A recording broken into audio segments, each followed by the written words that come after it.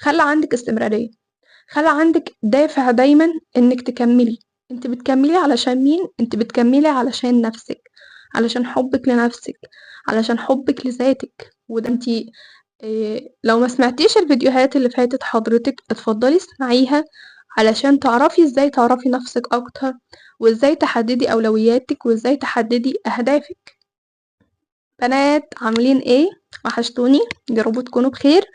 طمنوني عنكم في الكومنتات، اكتبولي بتعملوا ايه في الاجازة، مين بدأ كورس ايه، مين بدأ شغل، مين بدأ يطور من نفسه. بحب اعرف جدا يومكم بيمشي ازاي، فاكتبولي في الكومنتات. المهم هقول لكم على كام منصة انا باخد فيها كورسات وحاجات بتفيدني. فاحنا محتاجين نركز مع نفسنا شوية، محتاجين نهتم بنفسنا اكتر، محتاجين نهتم بتطوير نفسنا اكتر. فكل ده انا ده هدفي، ده هدفي في الشانل بتاعتي، انك تكوني افضل واحسن نسخة من نفسك. فمكملين في السلسلة دي، والنهاردة اقولك على اكتر من موقع واكتر من منصة يساعدوكي. شوفي بقى انت حابة تاخدي كورسات في ايه، شوفي حابة تطوري نفسك في ايه، شوفي انت بتحبي ايه. ولو لسه مش عارفة فحاولي تعرفي نفسك اكتر. فانت جربي، مش هتعرفي نفسك غير لما تجربي وتدخلي في اكتر من حاجة. فانت مطلوب منك انك تعرفي نفسك اكتر. فانت لو ما سمعتيش الفيديوهات اللي فاتت حضرتك اتفضلي اسمعيها، علشان تعرفي ازاي تعرفي نفسك اكتر، وازاي تحددي اولوياتك، وازاي تحددي اهدافك. انت مستنية ايه؟ مستنية ايه لغاية دلوقتي؟ احنا خلاص شهر 7 بيخلص اهو، هنبدأ في 8. واعتقد في ناس كتير قوي اللي هم بتوع المدارس بدأوا دروس، وثانوية عامة الدفعة الجديدة دفعة 2027 بدأت دروس، والدفعة القديمة خلصوا امتحانات خلاص والنتيجة على انتظار. حابة أقول حاجة، دايما ارضوا بقضاء ربنا، سواء النتيجة كانت لصالحكم فاحمدوا ربنا، مش لصالحكم ومش الحاجة اللي انتوا عايزينها، احمدوا ربنا. لأن ربنا هو اللي اختار لكم الطريق ده. ربنا عارف انت هتقدر تستحمل ايه او انت هتقدري تستحملي ايه، فربنا هو اللي اختار لك الطريق ده. فدايما ارضوا، كونوا راضيين دايما، خلي عندكم رضا وامتنان دايما لربنا، ونشكر ربنا في السراء والضراء. فأيا كانت النتيجة احمدوا ربنا. ربنا هو اللي اختار لكم الطريق ده، وعارف ان انتوا قدوا وهتنجحوا في نهاية الطريق. ودي مش نهاية العالم، مش نهاية العالم خالص. انا مش عارفة الفيديو ده هيظهر امتى او هينزل امتى، يعني بعد النتيجة ولا قبل، بس ده في العموم. احنا في الحياة عموما لازم نكون راضيين بقضاء ربنا في كل حاجة، ونحمد ربنا دايما ونشكره على أصغر النعم اللي موجودة. أنا اتأثرت شوية، فندخل في الموضوع. جايبة لكم أكتر من منصة. أول وأهم حاجة إنك تعرفي أنت عايزة إيه، عايزة تاخدي كورسات في إيه، محتاجة تطوري إيه، مجال دراستك محتاج كورس إيه. بتدرسي ماركتينج يبقى محتاجة مثلا كورس تسويق، بتدرسي accounting محتاجة كورسات محاسبة. شوفي انت بتدرسي ايه، بتدرسي HR والحاجات دي تاخدي كورسات عنها. الدنيا كلها مليانة كورسات حاجة. حابة تتعلمي مهارة مثلا، حابة تتعلمي ال AI، تتعلمي البرمجة، كل الحاجات دي شوفي انت حباها ولا لا. أول منصة معانا هي منصة معارف، غنية عن التعريف. منصة معارف فيها مجالات أكتر من مجال، فيها البرمجة، فيها التجارة، فيها الجرافيك ديزاين، فيها التسويق، فيها طب، فيها كمبيوتر ساينس، فيها أكتر من مجال. وفي كل مجال فيها كمية كورسات رهيبة. فأنتي منصة معارف، وبعد كل كورس بتخلصيه بيكون فيه شهادة. أنا بالنسبة لي إني أستفاد وأطلع بمعلومة مفيدة أهم بكتير من الشهادة، لأن هي شهادة إتمام. هل هي معتمدة دوليا؟ هما بيقولوا إن هي معتمدة، أنا مش عارفة، بس هي المنصة معروفة جدا. فأنتي أهم حاجة بالنسبة لي إني أطلع مستفادة، إني آخد معلومة، ما اقعدش اسمع السيشن اللي شغالة علشان بس اخلص السيشن واخد الشهادة في النهاية ويبقى اخدت الشهادة. الشهادة ما هي الا تحفيز انك خلصت الحاجة دي. فبعد كل كورس او كل دورة هتاخديها يكون في شهادة. الشهادة دي انتي بتكون PDF، تقدري تطبعيها وتكون قدامك كإنجاز ليكي مش اكتر. فدي منصة معارف. منصة معارف انا باخد فيها كورس السوفت سكيلز، وفي كورسات برمجة تقريبا أنا أخدت أساسيات الكمبيوتر والحاجات دي فيها برضو، بس ما كملتهاش لسه، هكملها لأن أنا باخد من كل منصة أو كل موقع حاجة، يعني مش كله في نفس الموقع. تاني منصة دي منصة اسمها سطر التعليمية. المنصة دي خطيرة لأي حد حابب يتعلم البرمجة أو ال AI أو الداتابيس. المنصة دي تحفة، لو ده مجال دراستكم فالمنصة دي مناسبة جدا ليكم. أنا المنصة دي بدرس عليها حاليا الداتابيس، وحقيقي تحفة. الفيديوهات فيها أصلا متقسمة لأجزاء صغيرة، فانتي كل ما تخلصي سيشن انتي حابة تبدأي السيشن اللي بعد كده. فالمنصة دي تحفة، أنا بدرس حاليا عليها الداتابيس، وهبدأ إن شاء الله أدرس فيها الداتا أناليسيس. فالمنصة دي خطيرة خطيرة خطيرة خطيرة، خصوصا للي عايز يدرس البرمجة بشكل أعمق. تالت منصة معانا هي منصة إدراك. المنصة دي من الملكة رانيا للتعليم والتنمية، وهي شبه منصة معارف برضو، فيها كورسات كتير جدا في مجالات مختلفة، وفي كل مجال في أكتر من كورس، فيها انجليش، فيها برمجة، فيها AI، فيها حاجات كتير جدا زي منصة معارف. وبرضو فيها شهادة بعد ما تخلصي كل كورس.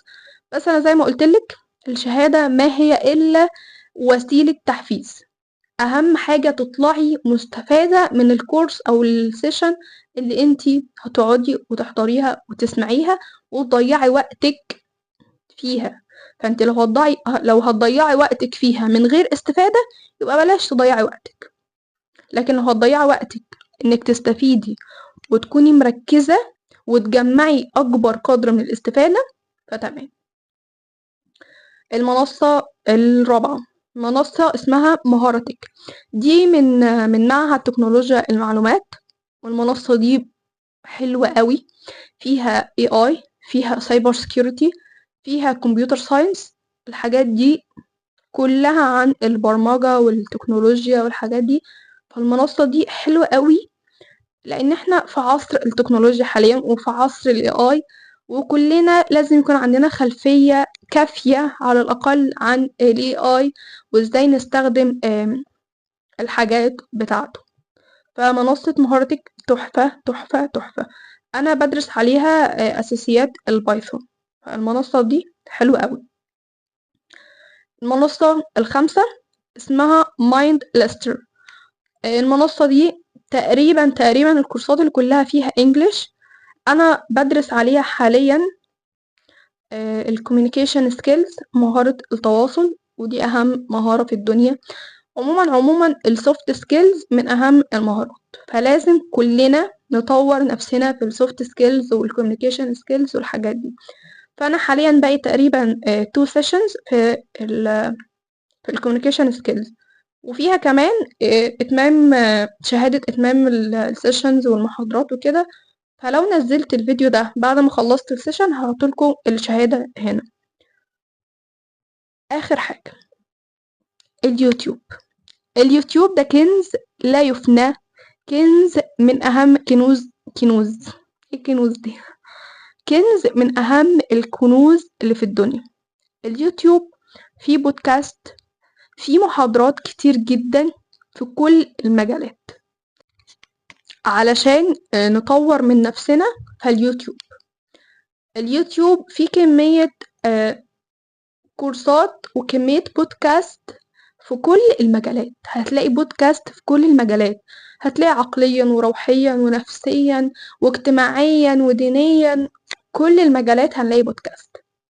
فانتي اسمعي بودكاست كتير قوي، هتنمي عقلك، خصوصا لو انتي مش بتحبي القراءة كتير. مع ان انا بفضل القراءة، لان القراءة ده عالم تاني لوحده حقيقي. بصي بيسحبك كده من التوهة والتوهان والدنيا، وبتعيشي في عالم تاني حرفيا. فشوفي، لو مش بتحبي القراءة جربي تحبيها. لو جربتي وما حسيتيش فخليكي في البودكاست.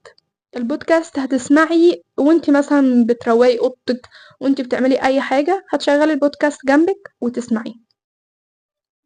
فاليوتيوب كنز. اهم حاجة وانتي بتطوري نفسك، حتى لو شايفة انك فقدت الشغف، خلي عندك استمرارية، خلي عندك دافع دايما انك تكملي. انت بتكملي علشان مين؟ انت بتكملي علشان نفسك، علشان حبك لنفسك، علشان حبك لذاتك. وده اللي بنيناه في الفيديوهات اللي فاتت والحلقات اللي فاتت، انك تتعلمي ازاي تحبي نفسك وتتعرفي على نفسك اكتر. فانت بتطوري نفسك علشان تكوني النسخة اللي حابة تكوني عليها في المستقبل. انت بتطوري نفسك علشان انت بتستثمري في نفسك، واكتر حاجة ممكن تستثمري فيها في الدنيا هي نفسك. فانت استثمري في نفسك. لما تستثمري في نفسك هتنشغلي عن كل ما هو محبط في الحياة، عن كل اي مشاكل بتواجهك. انت بتروحي في عالم تاني، عالم اسمه عالم تطوير الذات. مش بقولك كلام تنمية بشرية، ده الواقع، ده الواقع اللي احنا فيه حاليا. فانتي اسحلي نفسك في انك تطوري نفسك، اسحلي نفسك في انك تطوري نفسك. مش تسحلي نفسك في انك تعيشي في المشاكل والمجتمع بقى ونرمي كل اللوم على غيرنا. طب ما انت اللي مضيعة وقتك في التفكير، انت اللي بتضيعي وقتك في انك تعملي جلد ذات، انت اللي عندك اوفر ثينكينج مش قادرة تطلعيها غير انك تقعدي على جنب وتفكري في اللي فات وفي اللي راح وفي اللي جاي. لا، طوري من نفسك، جربي تطوري من نفسك. جربي تقعدي كده على مكتب تشغلي سيشن، تشغلي بودكاست وتبدأي تطوري من نفسك. تجيبي ورقة وقلم وتقعدي تكتبي كل حاجة انت بتحبيها وكل حاجة انت بتفضليها، وتعرفي نفسك بشكل أفضل. تخيلي حد يجي يسألك سؤال عن نفسك انت ما تعرفيش تجاوبي، هيبقى شعورك ايه؟ فانتي طوري من نفسك، اشتغلي على نفسك، ادرسي. في ساوند تركي بيقولك ادرسي، الدراسة بتشغلك. بجد الساوند ده انا بحبه قوي. فاشغلي وقتك، ادرسي، عشان الدراسة هي سلاحك الوحيد. اتعلمي، التعليم الذاتي هينفعك جدا في المستقبل.